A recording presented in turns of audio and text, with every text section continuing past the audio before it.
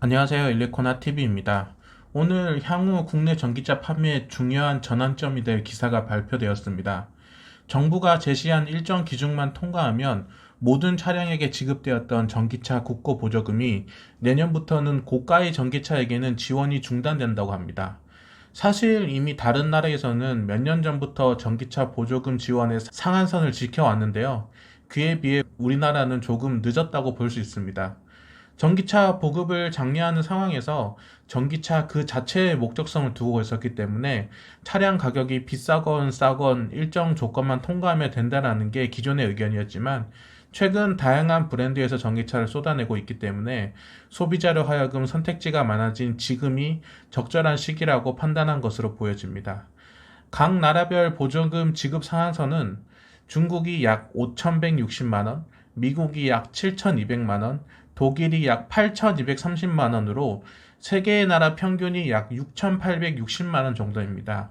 현재 고가라는 가격의 기준선은 얼마다라고 확정되지는 않았지만, 업계의 다양한 의견을 듣고 보급 상황을 지켜보며 정할 예정이라고 하며, 다른 나라들과 비슷한 수준을 유지할 것으로 보여지므로 평균값인 6,800만원 전후가 되지 않을까 하는 예상들이 나오고 있습니다. 그렇기 때문에 지금 8천만 원 이상의 가격을 형성하고 있는 전기차들은 내년부터 판매에 큰 비상등이 켜진 셈이죠.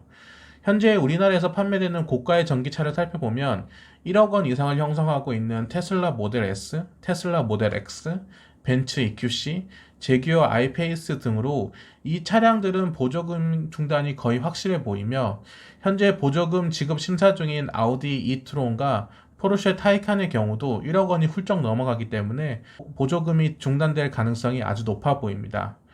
이렇게 되면 현대 기아 자동차만을 위한 정책이 아니냐라고 할 수 있겠지만, 자세히 따져보면 꼭 그렇지만은 않습니다. 우선 현대에서 내년 이후에 출시 계획을 갖고 있는 제네시스 G80 전기차와 제네시스 GV80 전기차는 정확한 가격 정책이 나오지는 않았지만, 기존 제네시스의 자동차 가격을 미뤄봤을 때 8천만 원에서 1억 원 선으로 예상되므로 이 역시 보조금을 못 받을 가능성이 매우 높을 것입니다.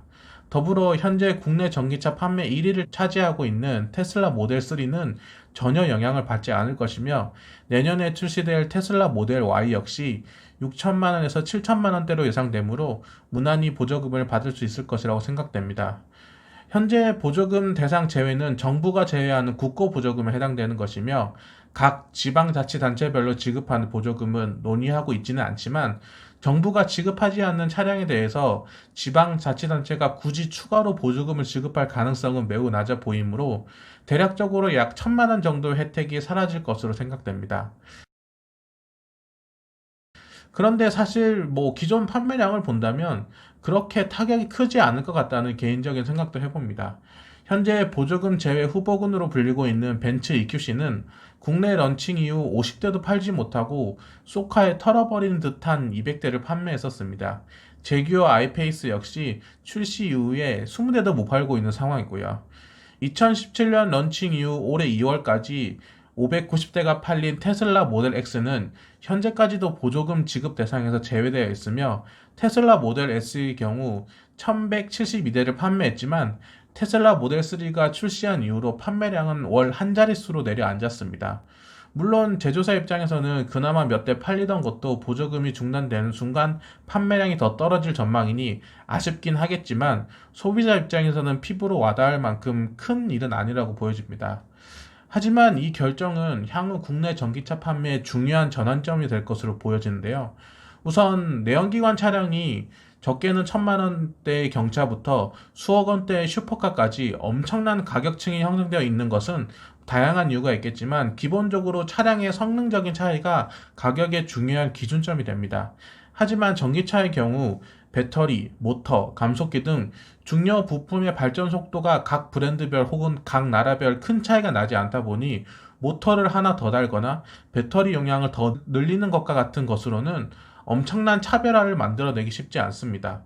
더불어 전기차에 대한 대부분의 인식이 충전은 불편하지만 기존 세금이나 유류비와 같은 운영비의 경제성에 초점이 맞춰져 있다 보니 벤츠에서 1억 원이 넘는 전기차가 나와도 코나 일렉트릭보다 주행거리가 짧기 때문에 기존 브랜드 가치와는 별개로 보조금도 못 받고 쓸데없이 비싼 차라는 불명예를 가지게 됩니다. 하지만 보조금의 기회 자체가 애초부터 없는 차량이라면 오히려 프리미엄 브랜드에서는 프리미엄 전기차를 만들 수 있는 더 좋은 기회라고 볼 수 있습니다. 지금은 전기차라는 큰 타이틀 속에서 가격 대비 얼마만큼 멀리 갈 수 있는지에 대한 줄 세우기에서 밀려 있지만 더 혁신적인 부품과 기술들을 다량 장착하고 보조금을 받는 차량들보다 확실한 차별화를 볼 수 있다면 전기차라는 시장 자체가 내연기관 차량들과 마찬가지로 여러 층이 형성되리라 보여집니다. 그 가능성은 이미 국내에서 보조금 하나 받지 않고 3년간 600대 가까이 팔린 테슬라 모델 X에서 찾아볼 수 있습니다. 테슬라 모델 X는 가격으로만 보면 국내에서 가장 비싼 전기차에 해당되지만 다른 브랜드에서는 찾아볼 수 없는 독보적인 요소들이 있기 때문에 보조금을 받지 않아도 살만한 가치가 있는 프리미엄 전기차 라인업을 선도하고 있습니다. 그렇기 때문에 테슬라 모델 X처럼 다른 제조사들도 보조금 같은 건 신경 쓰지도 않고 살 수 있는 프리미엄 전기차를 만들기 위해서는 기존의 전기차 대비 빠른 충전 속도, 독보적인 주행거리, 풍부한 전용 인프라 등과 같은 요소들이 필수라고 생각됩니다.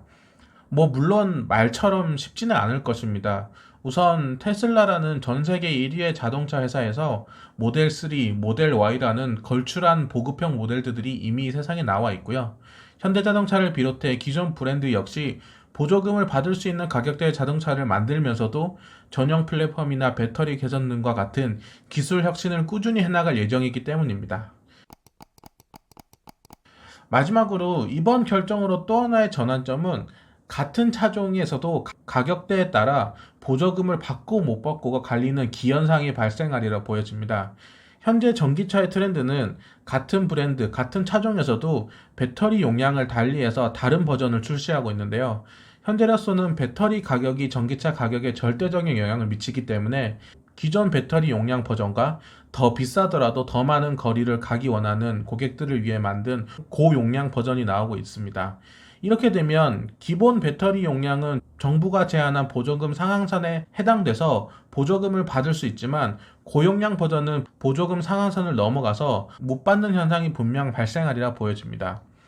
배터리 용량과 더불어 차량 가격에 많은 변수를 제공하고 있는 옵션 역시 보조금 가능 옵션과 불가능 옵션으로 나뉘는 현상도 발생할 것으로 예상됩니다. 이번 환경부의 결정이 향후 국내 전기차 시장에 어떤 변화를 가져올지 궁금해진과 동시에 제조사들은 이에 어떻게 대응하는지도 지켜보면 꽤나 흥미로울 것 같습니다. 구체적인 상한선의 가격이나 기준이 발표되는 대로 새로운 영상으로 찾아뵙겠습니다. 이상 일레코나TV였습니다. 감사합니다.